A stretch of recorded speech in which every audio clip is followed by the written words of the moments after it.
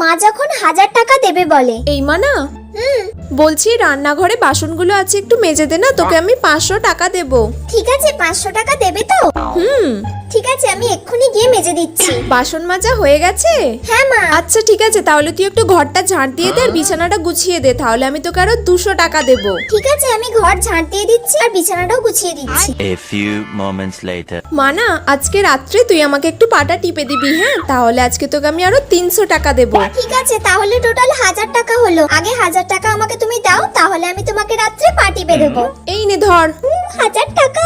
A few moments later. মাসি phone করছে, তার মানে নিশ্চয়ই মাসি বাড়ি পৌঁছে গেছে। হ্যালো, হ্যাঁ মাসি বলো। বাড়ি পৌঁছে গেছি আমি, আর তোর মায়ের হাতে 1000 টাকা দিয়েছিলাম, ওটা দিয়ে চকলেট কিনে খাস। তুমি আমার জন্য মায়ের হাতে 1000 টাকা দিয়ে গিয়েছিলে? মাসি মাকে 1000 টাকা দিয়েছিল আমাকে দেবার জন্য, আর মা সেই 1000 টাকার বিনিময়ে আমাকে এতগুলো কাজ করিয়ে নিল।